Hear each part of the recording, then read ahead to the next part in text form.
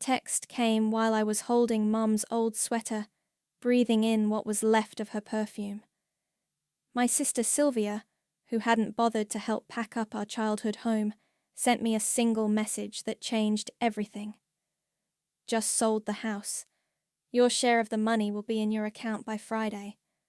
My name is Daisy, and I'm about to tell you how my sister's greed became her downfall.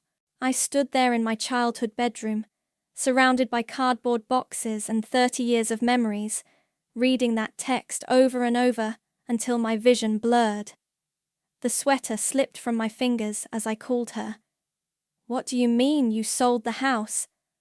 My voice was barely a whisper. "Oh, good, you got my text." Sylvia's voice dripped with fake cheerfulness. "I got an amazing offer, way above market value. You should be thanking me. You can't just... This is our parents' house, they've only been gone 3 months. Exactly. No point hanging on to an empty house, collecting dust and costing us property taxes. I'm doing us both a favor." I sank onto my old bed, the springs creaking familiarly. "The house wasn't yours to sell. Actually, as executor of the estate, co-executor," I corrected. "Whatever. The point is, it's done. The buyers want to close fast. You'll thank me when you see the money." My hand tightened around the phone. "Where are you right now?" "Meeting the real estate agent for champagne. Want to join us? Hector's buying." I ended the call and immediately dialed another number. After 2 rings, a familiar voice answered. "Calvin Newton's office." "Calvin, it's Daisy Clayton.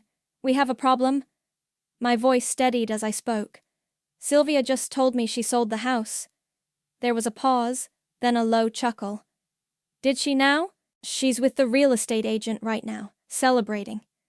"Well," Calvin said, "I suppose it's time to put those contingencies we discussed to use. Can you come to my office tomorrow morning?" 9 a.m.? Perfect. And Daisy? Don't tip your hand yet. Let her enjoy her champagne. After hanging up, I walked downstairs to the kitchen. Mum's collection of refrigerator magnets still held up old shopping lists and Dad's terrible jokes written on post-its. Sylvia hadn't been here once since the funeral. She didn't help sort through medical bills or deal with the estate. She didn't sit with me going through old photos or cry over Dad's half-finished crossword puzzles. My phone buzzed again. A photo from Sylvia. Her perfectly manicured hand holding up a champagne flute, caption reading, "To new beginnings." I took a deep breath and typed, "Congratulations on the sale. Hope you got a good price." 3 dots appeared immediately. "See? Knew you'd come around. Drinks later? Can't tonight? Still packing? Oh God, you're not getting emotional over all that old junk, are you?" I looked at the old junk around me. Mom's recipe box, Dad's vinyl collection, the growth chart penciled on the kitchen door frame marking our heights through the years. "No," I replied. "Just being practical." My best friend Leah called while I was wrapping Mum's china. "Just saw Sylvia's Instagram post about selling the house. Please tell me she didn't." "Oh, she tried." I carefully placed a teacup in bubble wrap. "Remember how I told you about meeting with Calvin last month? The trust thing. Wait. Oh my God, she doesn't know." "Not yet." I smiled for the first time that day. She's about to learn a very expensive lesson about reading legal documents before signing them. "Holy shit, Daisy. What are you going to do?" I thought about all the times Sylvia had steamrolled over me, convinced I was too quiet, too passive to stand up to her. About how she'd skipped Mom's last chemotherapy appointment because she had a hair appointment. About Dad asking for her in his final days, and her sending a text that she was too busy with work. "I'm going to let her dig her grave," I said, wrapping another teacup. "Then I'm going to help her lie in it." Damn. Leah was quiet for a moment. "Need help packing?" "Actually, yes. Bring wine?" "On my way." After hanging up, I walked through the house one last time, touching the walls, remembering. Mom and Dad had left us both their legacy, But Sylvia only saw dollar signs. She thought selling this house would be her biggest triumph. She had no idea it would be the worst mistake of her life. I took out my phone and started recording a video, slowly panning across the kitchen. Day 1, I said quietly. Documentation of the house's contents before Sylvia's fraudulent sale attempt. I opened a drawer, showing Mom's methodically organized kitchen tools. Everything exactly as our parents left it. The game was on. And this time, the quiet sister wasn't going to be so quiet after all. Calvin's office hadn't changed since I was a kid. Same leather chairs, same diplomas on the wall, same smell of coffee and old books. He was already waiting when I arrived, a thick folder on his desk. I pulled all the documentation, he said, gesturing for me to sit, including the trust paperwork we filed 2 months ago. I settled into the familiar chair. Has Sylvia's lawyer contacted you? Oliver? No. I suspect she hasn't told him yet. Calvin adjusted his glasses. Which means she either hasn't read the final will and trust documents, or she's ignoring them completely, I finished. Sounds like Sylvia. He opened the folder and spread out several documents. Your parents were very clear about their wishes. The house was to be held in trust, requiring both executors' signatures for any sale. They knew Sylvia might try something like this. A memory flashed.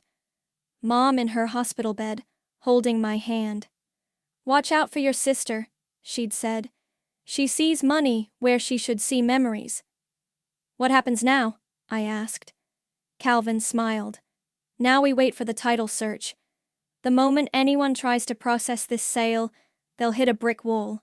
The trust will pop up, and everything stops. And Sylvia? She's committed fraud.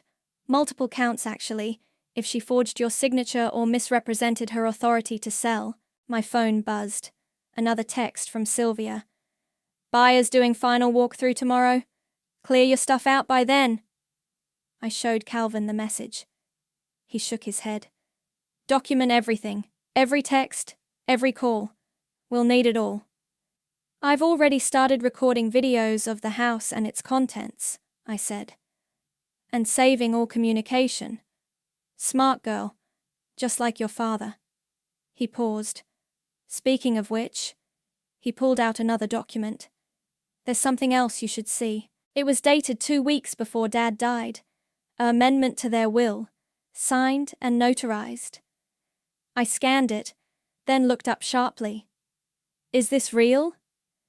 Very. Your father was concerned about Sylvia's behavior during your mother's illness. This was his response. I read it again, hardly believing the words. The house wasn't meant to be sold at all. It was left entirely to me, with specific instructions for its use. She doesn't know about this? The final will reading is scheduled for next week. She's been too busy to attend the preliminary meetings. I sat back, my mind racing. So not only can she not sell the house without my signature, she has no right to sell it at all. Calvin's eyes twinkled. Would you like me to send her a cease and desist letter, or would you prefer to wait? Wait, I said. Let's see how deep she digs herself. Back home, Leah was waiting with takeout. I told her everything while we ate. Your parents knew, she said, shaking her head.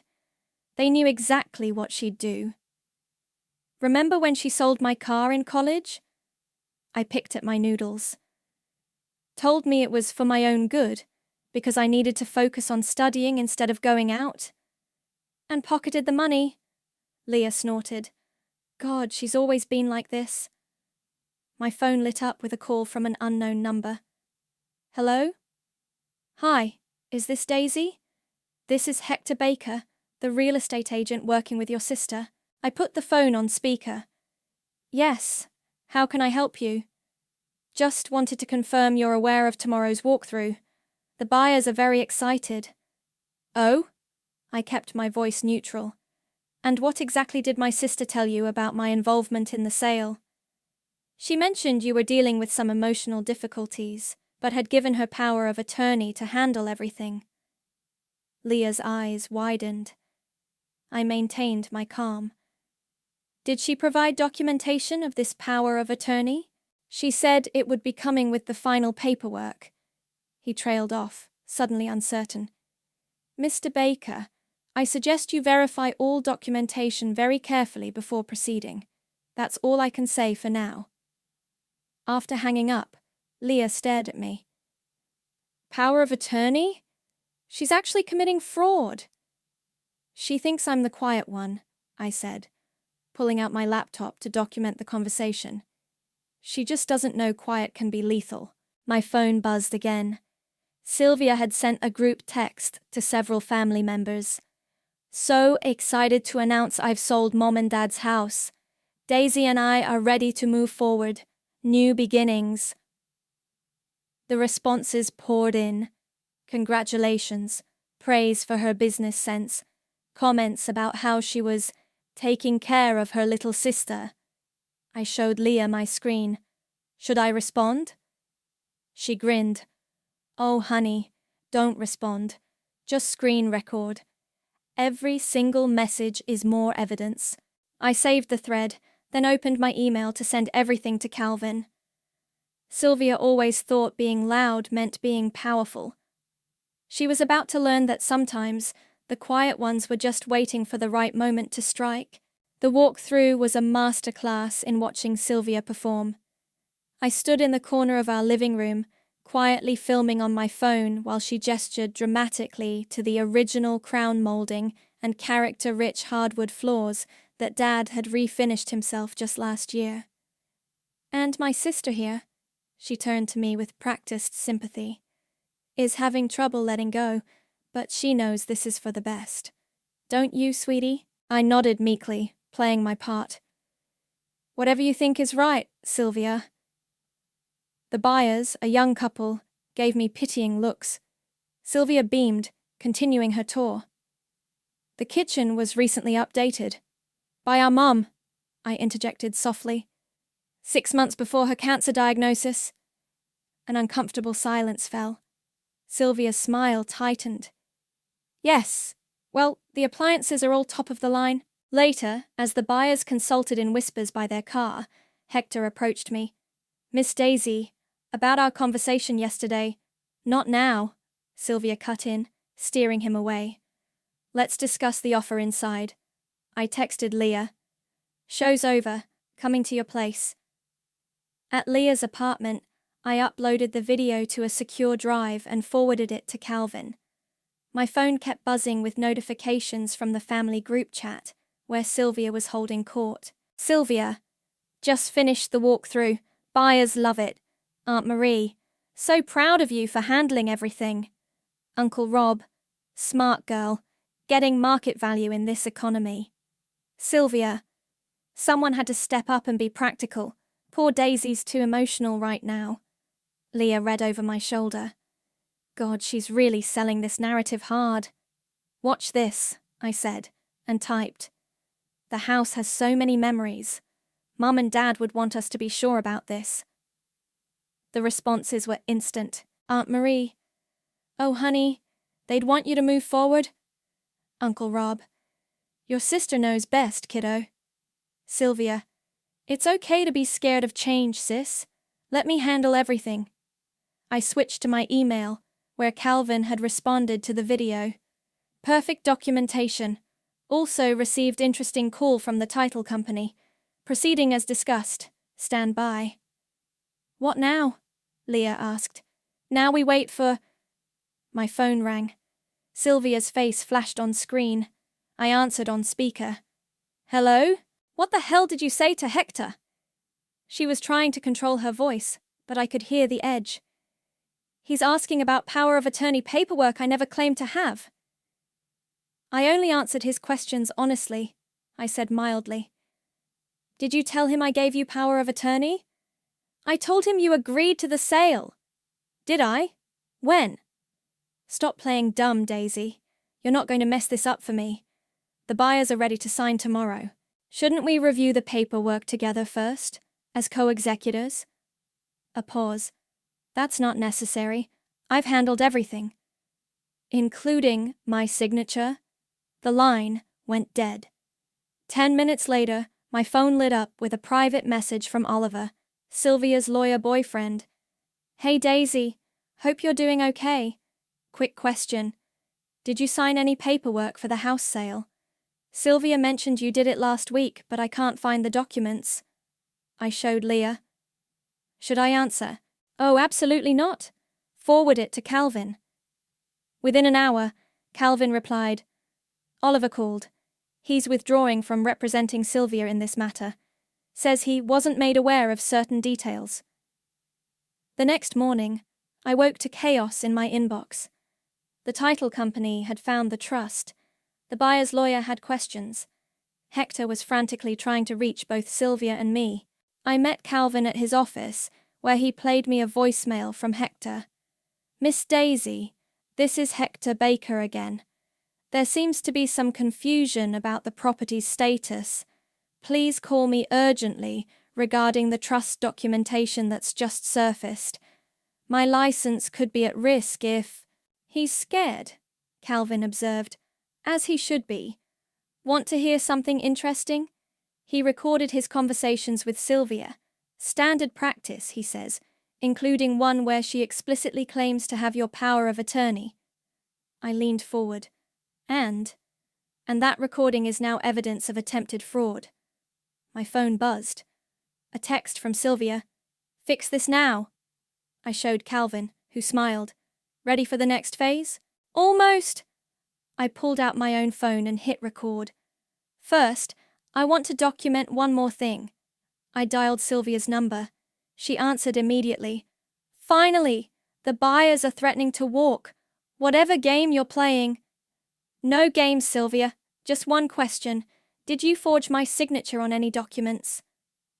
I did what needed to be done. You're just too emotional to... I ended the call and stopped recording. There it is. Confession recorded. Calvin's smile widened. Perfect. Now, shall we proceed with the cease and desist? The cease and desist letter went out by courier, email, and certified mail. Calvin insisted on triple coverage to prevent any claims of non-receipt. I watched the tracking updates like a hawk, waiting for the moment Sylvia would have to face reality. The notification came at 2:47 p.m. Delivered. At 3:15, my phone exploded. What is this? Sylvia's voice was shrill enough to make me hold the phone away from my ear. A cease and desist? Are you insane? Have you read it carefully? I kept my voice level. I'm not reading this legal garbage. Call it off now. You might want to pay special attention to paragraph 3, I said. The part about the trust, and paragraph 5, regarding fraudulent representation. Trust? What trust? The one Mom and Dad set up. The one that requires both executors to approve any sale. The one you ignored when you forged my signature. Silence. Still there, Sylvia? You're lying. But her voice wavered. There's no trust. Check your email. Calvin just sent over copies of all the documentation, including the trust paperwork you signed 2 months ago. I never signed... Remember that stack of papers at the funeral home? The ones you were too busy to read? You signed them all, including the trust agreement. The line went dead. 3 minutes later, my phone lit up with a text from Oliver. We need to talk. Now. I met him at a coffee shop downtown. He looked terrible, his usually perfect hair disheveled, his tie loose. I could be disbarred, he said without preamble, if I had filed those papers. But you didn't, right? He shook his head. Thank God I insisted on reviewing everything first. Daisy, I had no idea she forged your signature, or about the trust, or about the final will, I supplied. He paled. What final will? I pulled out my phone and showed him the amendment Calvin had revealed. Oliver read it, then put his head in his hands. She told me your parents died intestate. That's why she claimed executor rights. He looked up. I'm going to have to report this to the Bar Association. I know. I stirred my untouched coffee. For what it's worth, I don't think you were the only one she fooled. My phone buzzed. Hector had sent an email to everyone involved. Due to recent revelations regarding the property's legal status and concerns about fraudulent documentation, I am formally withdrawing from this transaction. All parties should seek independent legal counsel. Any funds transferred will be returned immediately. I forwarded it to Calvin, who responded instantly. Perfect. Time to file the lawsuit? Yes, I typed back. But first, I opened my email and composed a new message to Sylvia. We need to talk, but first, maybe check your mail? Within hours, social media exploded. Sylvia had posted a rambling story about family betrayal and manipulation. The comments were flowing in, all sympathetic to her side of the story, until Leah started commenting. Manipulation? Like forging your sister's signature? Betrayal? Like selling your parents' house without permission? Maybe tell them about the trust you ignored. One by one, Leah posted screenshots of texts, emails, and documents, each one a carefully aimed bullet. Sylvia's friends started asking questions. The post disappeared, but screenshots were already circulating. Her carefully crafted image was cracking. That evening, I sat with Calvin reviewing the lawsuit paperwork. Criminal charges are possible, he said. The forgery alone. Let's start with civil, I replied. Hit her where it hurts most, her reputation and her wallet. The damages will be substantial. Fraud, emotional distress, legal fees. My phone lit up with a text from an unknown number. It was Oliver again. Sylvia's been lying to everyone, not just about the house, about everything. I have documents you should see. I showed Calvin, who raised an eyebrow. Interesting. Should we meet with him? Set it up.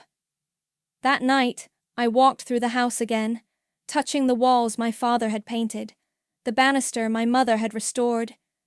In the kitchen, I found one of Dad's post-it notes still stuck to the fridge. Remember, integrity matters more than money. My phone buzzed. A voicemail from Sylvia.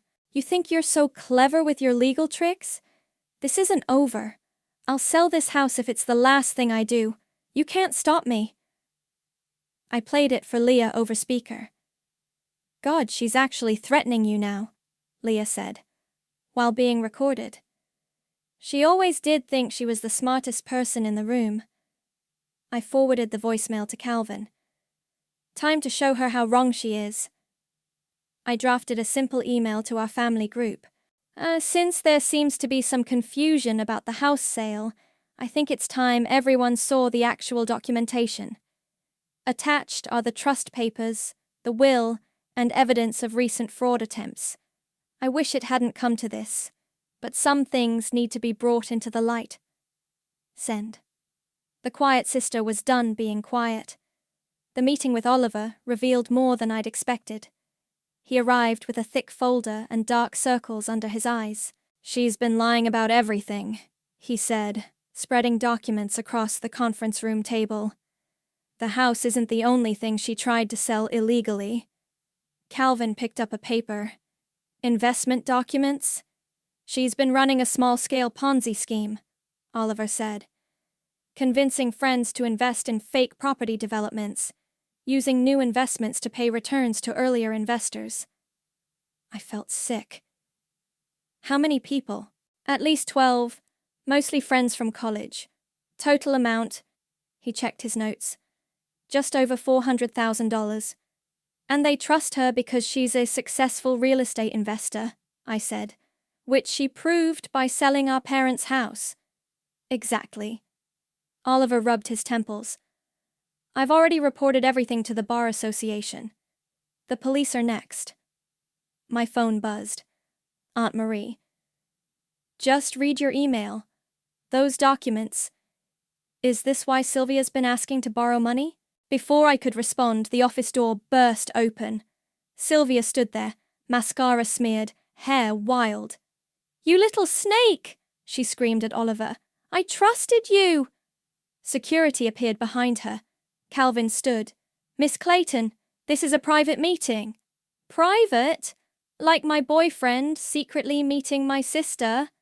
She laughed hysterically. "How long have you two been plotting against me?" "About as long as you've been defrauding investors," Oliver said quietly. The color drained from her face. "Security!" Calvin called. "Please escort Miss Clayton out." As they led her away, she turned back. "You ruined everything!" I stood and walked to the door. "No, you did that all on your own." Later that day, the police called. They wanted to interview me about Sylvia's financial activities. Meanwhile, her social media was imploding. Former friends posted about lost investments. The real estate community distanced itself. Oliver's evidence was damning. Leah monitored the fallout while I met with detectives.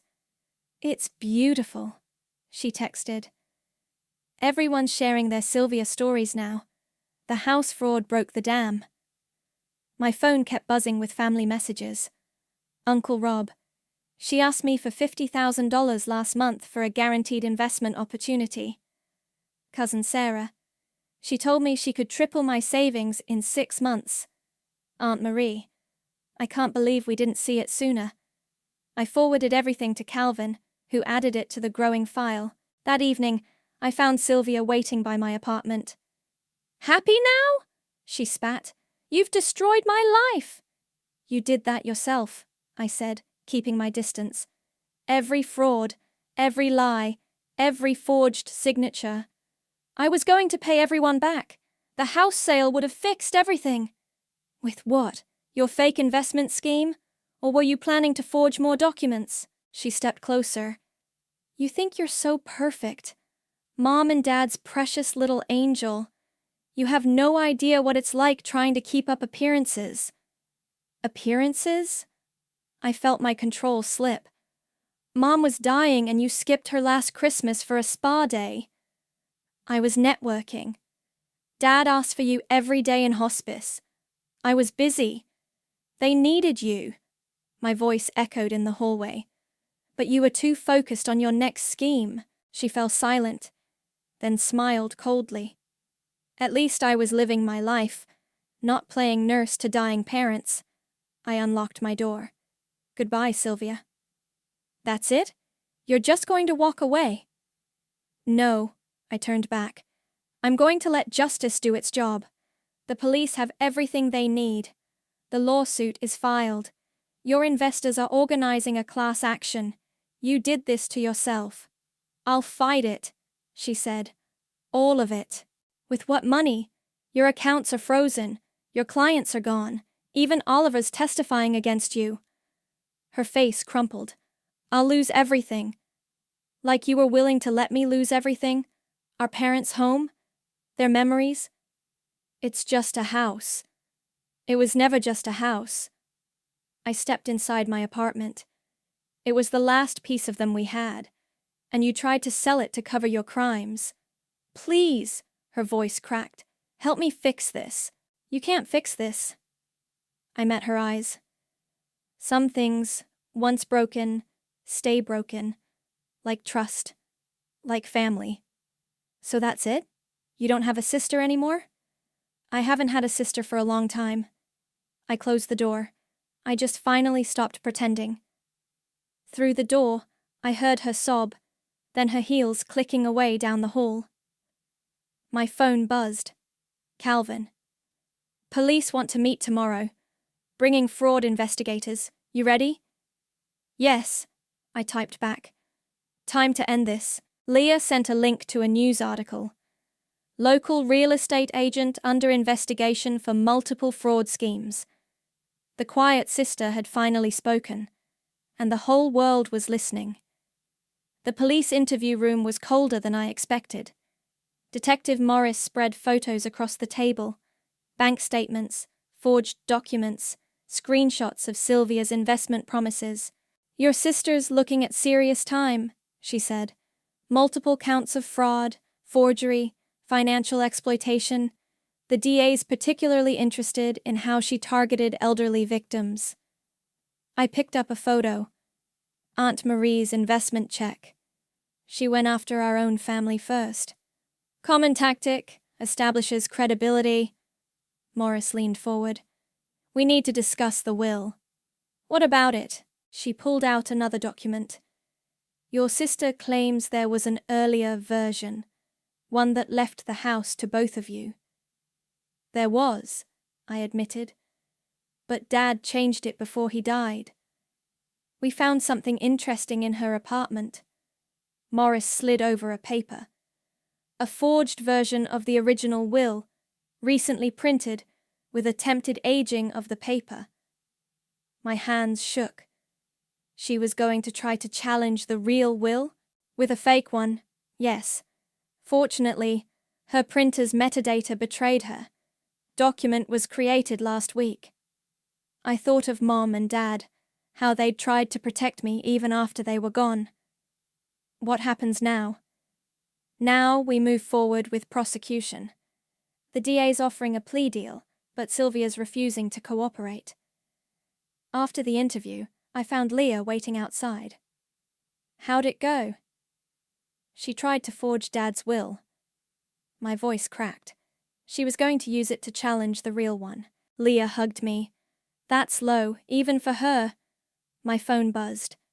Calvin. Emergency. Come to the office now. We found Calvin with Oliver, both looking grim. Sylvia's disappeared, Oliver said without preamble. Cleaned out her boyfriend's accounts this morning and vanished. Boyfriend? I asked. I thought you two... Not me. Some guy she's been seeing on the side, rich investor type. She had access to his banking. Calvin handed me a paper. She also tried to access the trust account. Fortunately, those protections held. How much did she take from the boyfriend? Nearly $200,000, Oliver said. He's pressing charges. My phone lit up. Sylvia. Last chance, little sister. Call off the dogs or I release every family secret I know. Every skeleton. Every dirty little story. I showed the others. Calvin smiled grimly. She's desperate. Good, I said and typed back. Go ahead. I'm done protecting you. 3 dots appeared, disappeared, appeared again. Finally. You'll regret this. Minutes later, social media exploded. Sylvia had posted a long rant, spilling family secrets. Most were exaggerated or completely fabricated. The comments were brutal. Trying to distract from your fraud charges. Honey, you stole from your own aunt. Is this before or after you forged your sister's signature? Then came the final bomb. Sylvia posted a video, clearly drunk, ranting about our parents. They never appreciated me. Always Daisy this, Daisy that. Well, guess what?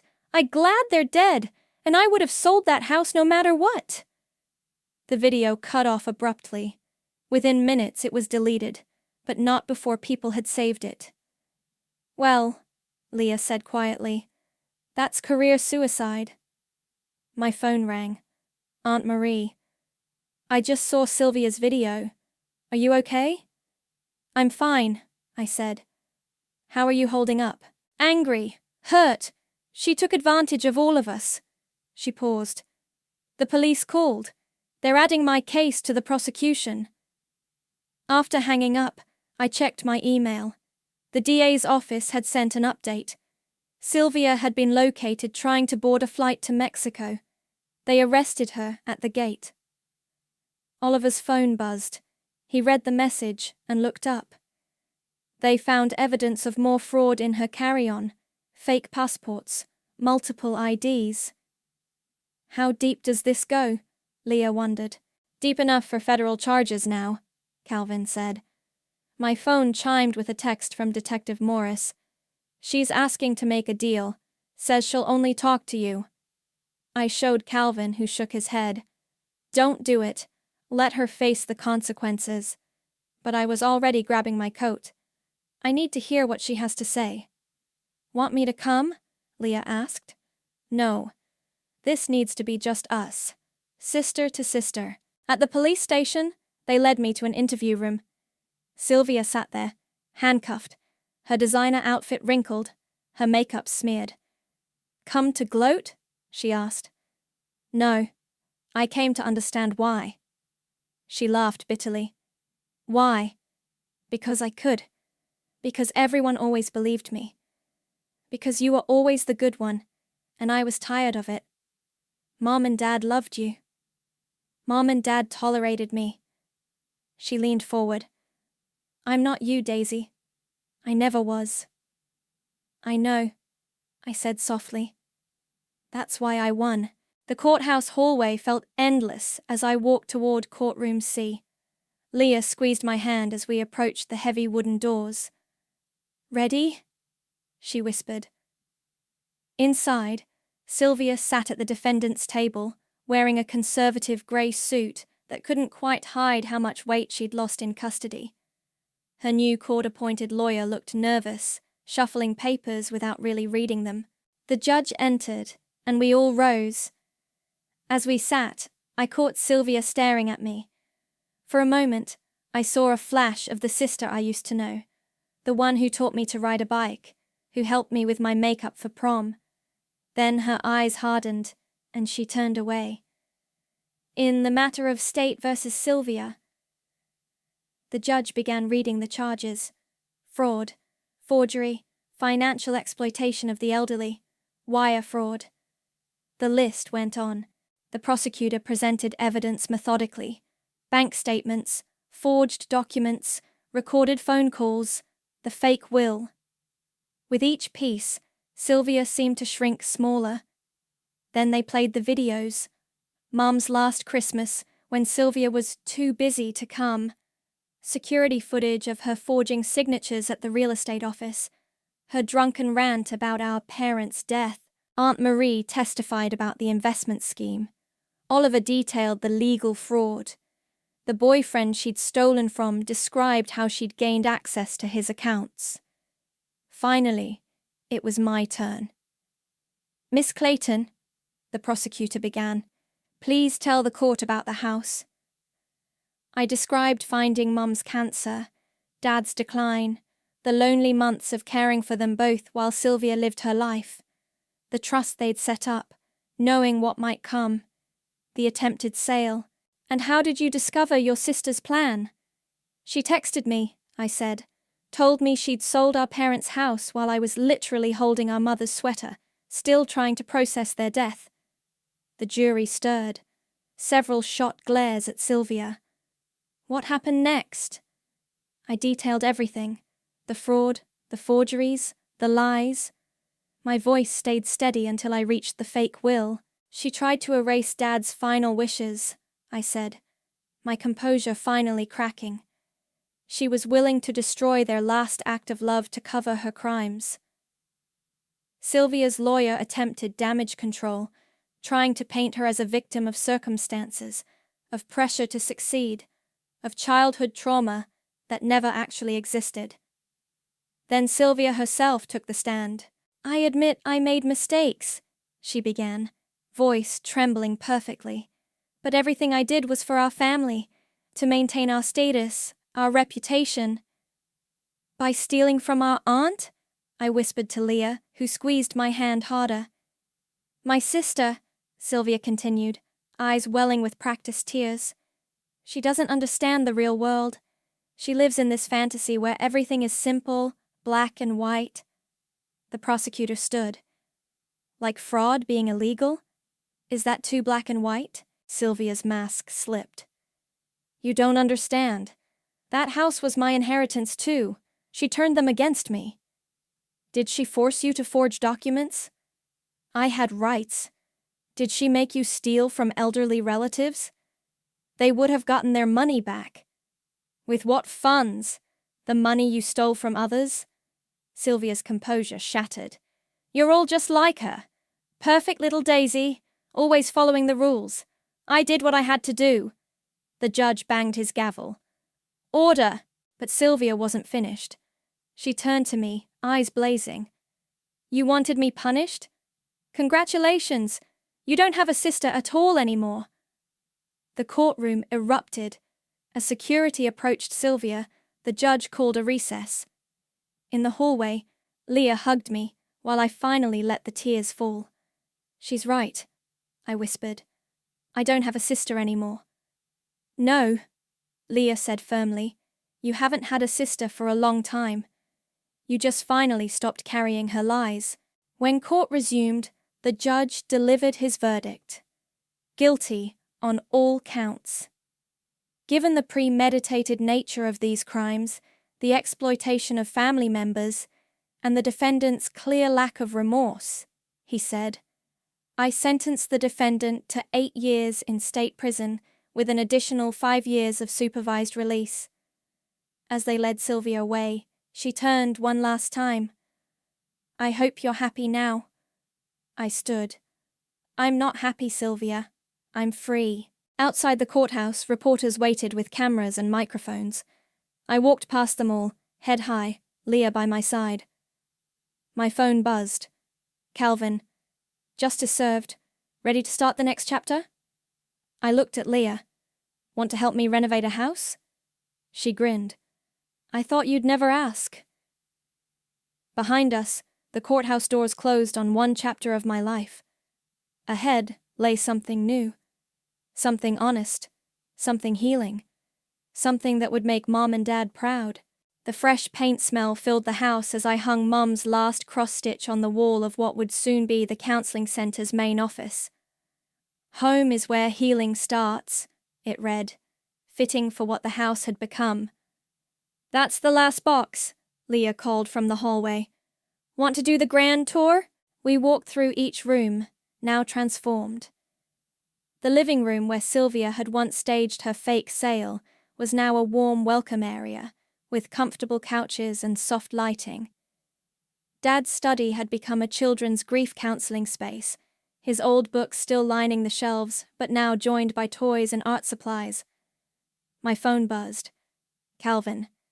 Just got the final paperwork approved. The Clayton Family Grief Center is officially licensed." "Perfect timing," I texted back. "Opening tomorrow." The kitchen still held Mom's energy, but now it would serve grieving families instead of just ours. I'd kept her recipe box, adding notes about how cooking together could help healing. The doorbell rang. Aunt Marie stood there with Uncle Rob, carrying a housewarming gift. "Oh, sweetheart," Aunt Marie said, looking around. "They would have loved this." "The community needed it," I said, leading them inside.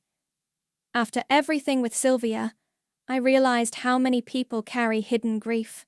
"Speaking of," Uncle Rob hesitated, "she sent us a letter from prison." My heart tightened. "And?" "More manipulation," Aunt Marie sighed. "Asking for money for her appeal. We sent it back unopened." "Good," Leah said firmly. "She's still trying to play games." The doorbell rang again. This time it was Oliver, looking more relaxed than I'd ever seen him. "Brought you something," he said, handing me a frame. Inside was the original trust document, the one that had stopped Sylvia's scheme. Thought it deserved a place of honor. "Perfect for the office wall," I smiled. Reminder that sometimes protection comes in unexpected forms. We gathered in the kitchen, where Mum's old coffee maker still produced the perfect brew. As we talked, more people arrived. Neighbors, friends, even Hector, the real estate agent who'd helped bring Sylvia's fraud to light. "I still can't believe she thought she'd get away with it," Hector said, shaking his head. "She always thought she was smarter than everyone else," I replied. "That was her weakness." "No," Leah corrected. "Her weakness was underestimating you." My phone lit up with a notification. A new review had been posted about the center online. "Lost my husband last month. Found the Clayton Family Grief Center through a friend. Something about this place feels like coming home. Like someone finally understands. Thank you." I showed it to Leah, who squeezed my hand. "See? Already making a difference." The afternoon sun streamed through Mom's favorite stained glass window, casting rainbow patterns across the hardwood floors Dad had lovingly restored. In that light, I could almost see them. Mom in her garden hat, Dad with his crossword puzzle. "Miss Clayton?" A small voice interrupted my thoughts. It was Tommy, one of our first young clients, standing with his mother. "Can we see the art room?" "Of course." I led them upstairs to what had been my childhood bedroom, now filled with easels and art supplies. "Remember what we said about grief colors?" Tommy nodded seriously. "They can be any colors we feel." His mother wiped away tears. "He's talking about his dad now. First time since the accident."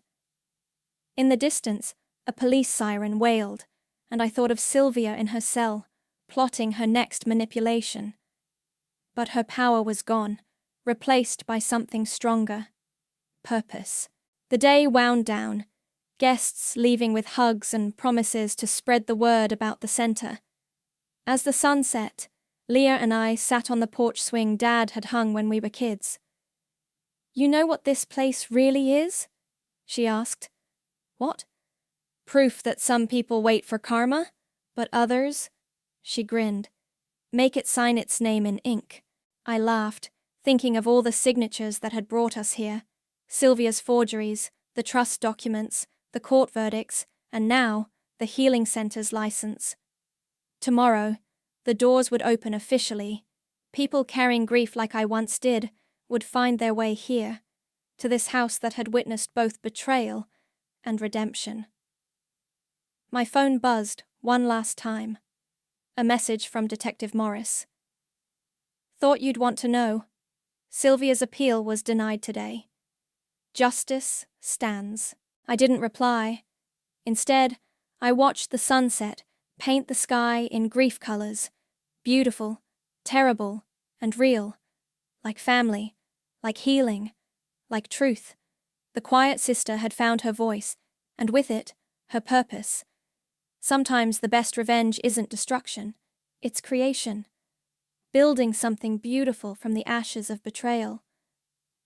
The porch swing creaked gently, a sound like home, like peace, like victory.